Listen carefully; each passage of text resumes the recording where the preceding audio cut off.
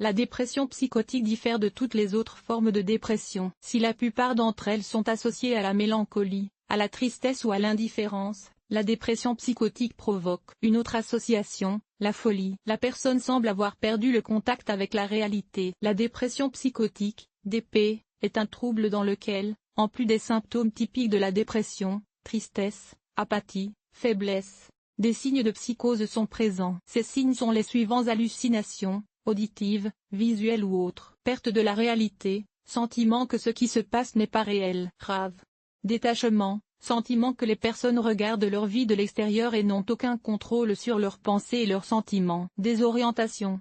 L'illusion. La psychose dépressive est un autre nom donné au trouble affectif. Certains psychiatres ne considèrent pas la DP comme un trouble distinct, mais la classent dans la catégorie des psychoses dépressives. Unipolaire, un type de trouble bipolaire, cause et groupe à risque. La MP est un trouble endogène. Elle est due à un déséquilibre neurochimique dans le cerveau, principalement causé par une prédisposition génétique. Toutefois, des facteurs externes négatifs peuvent également influencer la formation d'une dépression psychotique. Empoisonnement par utilisation inappropriée de médicaments, ingestion d'alcool ou d'autres agents tensioactifs, médicaments à base de stéroïdes, traumatisme crânien, maladies somatiques graves et chroniques, troubles hormonaux dans l'organisme, traumatisme psychologique et stress chronique. En principe, ces facteurs ont des effets secondaires, mais la génétique reste le principal facteur. Sur la base de facteurs supplémentaires, chaque personne peut être classée dans des groupes à risque. En ce qui concerne la génétique, des personnes ayant des parents souffrant de schizophrénie ou de certains types de dépression ou de troubles anxieux ont été diagnostiqués comme atteintes de la MP. Un autre groupe à risque comprend les adolescents et les femmes enceintes ou qui subissent d'autres changements hormonaux naturels. Les personnes souffrant de troubles mentaux sont également vulnérables face à la MP. Leurs caractéristiques: anxiété, dépersonnalisation légère, faible contact avec le corps et les émotions, imagination, tendance à l'introspection. Il s'agit d'un type passif et suggestif. L'aggravation se produit chez les patients atteints de MP au printemps et en été. Symptômes. Les symptômes psychologiques et somatiques sont importants dans la MP. Incapacité à plaire, fermeture, indifférence, résistance à faire quoi que ce soit, perte d'intérêt pour les choses qu'ils aimaient auparavant, augmentation ou diminution de l'appétit, entraînant une prise ou une perte de poids, chute de lividité.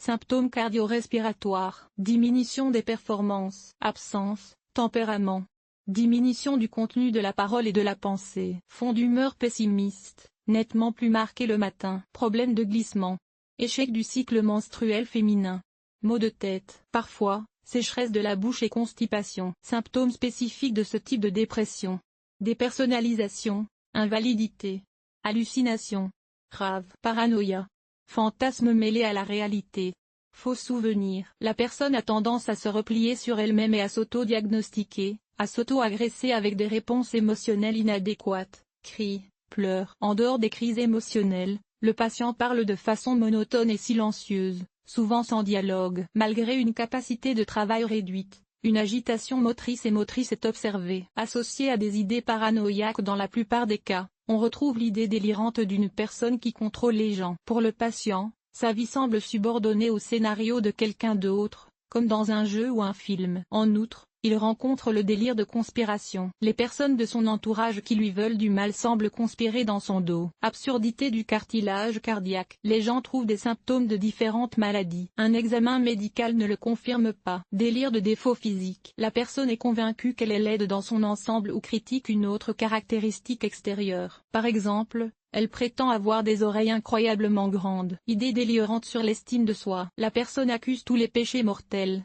se compare constamment aux autres et se concentre sur ses propres erreurs. Ses pensées se transforment en tendances suicidaires. Dans la MP, un seul symptôme, absurdité, hallucination, ou plusieurs de ces symptômes peuvent être présents. Différence avec la schizophrénie. Différence entre la MP et la schizophrénie: la première est traitée, la seconde ne l'est pas. Dans la schizophrénie, le décalage entre les pensées et les sentiments du patient est marqué, ce qui n'est pas le cas dans la dépression. Dans la schizophrénie, les émotions surgissent arbitrairement et la DP est toujours liée à des facteurs externes, à l'influence de situations spécifiques. Dans la dépression, la personne comprend que quelque chose ne va pas chez elle, alors que dans la schizophrénie, elle entre dans son propre monde. Autre chose, dans la MP, les symptômes dépressifs classiques, les absurdités ou les hallucinations sont toujours au premier plan. Il s'agit d'un élément supplémentaire. Dans la schizophrénie, c'est l'inverse. Les symptômes dépressifs ne sont pas une composante essentielle du trouble. Complications et conséquences. En l'absence de traitement,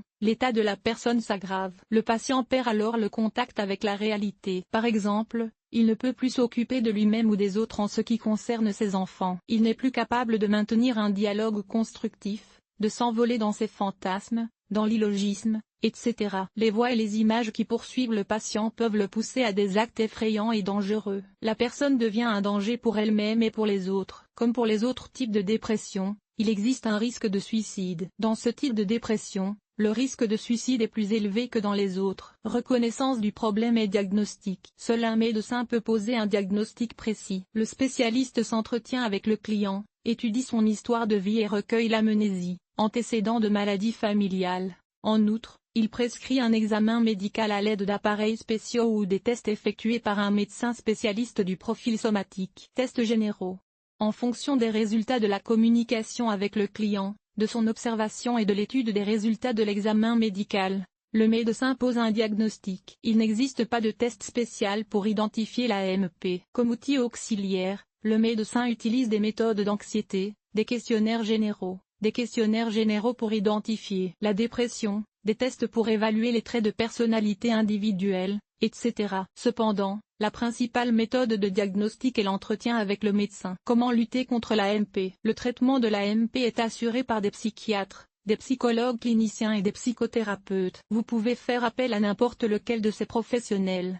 Il est important de demander de l'aide, car l'AMP est une maladie qui peut conduire à l'invalidité et à la capacité juridique. Méthode de lutte. Les principales modalités de traitement sont les médicaments. Sur cette base, le médecin étudie l'état et les caractéristiques du patient et choisit le médicament. Le médicament lui-même, le dosage, le cours et la durée de l'administration sont prescrits en privé. Si nécessaire, le patient est hospitalisé. La deuxième méthode de correction de l'état est la psychothérapie. Le travail s'effectue dans deux directions. Aider le client à comprendre et à accepter son état afin d'éliminer la culpabilité et la honte. Il est important d'expliquer au client qu'il est malade et qu'il n'est pas étrange ou anormal. Recherche sur les traumatismes mentaux et les traits de personnalité qui exacerbent l'évolution du trouble. Si nécessaire, le psychiatre travaille non seulement avec le client, mais aussi avec sa famille. Il aide les parents à comprendre et à accepter la situation et leur apprend à interagir de manière appropriée avec le membre de la famille malade. Si vous remarquez des symptômes de l'AMP, consultez immédiatement votre médecin. Pas d'automédication. Comment agir? Les conseils d'un psychologue. Que faire si vous êtes confronté à une dépression psychotique? Si vous êtes vous-même tombé malade ou si le diagnostic a été posé par un proche, consultez votre médecin le plus rapidement possible. Suivre scrupuleusement ses recommandations ou l'aider à se conformer aux exigences. Si un proche est malade, maximisez les contacts sociaux dans la mesure du possible. Soyez compatissant, mais sans trop vous occuper de la personne malade. Ne vous culpabilisez pas mais essayez de comprendre votre état. Faire preuve de tolérance à l'égard de la personne malade pour lui témoigner de la compassion. Pour vous comprendre et comprendre ce que vit le patient, lisez la littérature scientifique et les articles sur la dépression psychotique. Et communiquez avec des personnes qui ont rencontré les mêmes problèmes sur les réseaux sociaux et les forums. Si vous vous sentez mal mais que vous n'avez personne à contacter, utilisez les services de soutien psychologique gratuits. Facteur prédictif de guérison. L'AMP est mal traitée et le risque de rechute est élevé. Toutefois, une thérapie compétente permet d'obtenir une rémission stable. Un traitement préventif peut contribuer à favoriser cette rémission à l'avenir. Questions fréquentes sur le traitement Q. Si personne dans ma famille n'en a assez de l'AMP ou d'autres troubles, est-ce que cela me menace? R. Les psychiatres notent que dans la plupart des cas diagnostiqués, la dépression psychotique est due à une prédisposition génétique, mais qu'elle ne se déclare qu'après un choc émotionnel sévère, violence, perte d'un être cher, etc. En d'autres termes, même si une personne n'a pas de chance sur le plan génétique, cela ne signifie pas que le trouble se manifeste quand même. Cependant, l'AMP peut être apparue en raison d'une prédisposition génétique. Quoi qu'il en soit, vous n'êtes pas menacé. Q. Puis-je commencer à prendre mes médicaments avant d'aller chez le médecin? Jésus-Christ. Tout d'abord, l'auto-administration est dangereuse pour votre santé et votre vie. Deuxièmement, cela complique le traitement ultérieur. Troisièmement, les médicaments destinés au traitement de l'AMP ne sont délivrés que sur prescription médicale. Q. la pharmacie ne disposait pas des médicaments prescrits par le médecin. Le pharmacien a demandé un analogue. Puis-je le prendre? R. Vous ne devez rien faire pour vous soigner. Si vous ne trouvez pas le médicament, contactez votre médecin et informez-le. En outre, suivez ses recommandations. Q. Les hallucinations de la MP sont-elles fréquentes? Le médicament les combat-il? R. Les hallucinations visuelles et auditives sont plus fréquentes. En outre, il s'agit de voix et d'images en tant que telles, qui plongent la personne dans le désir, l'insuffisance et la dévalorisation de manière répétée. Oui, le médicament permet d'y remédier. Q. Quand les premiers effets du médicament se font-ils sentir? Le traitement peut-il être interrompu par la suite? R. En moyenne, après 2 à 4 semaines. Non.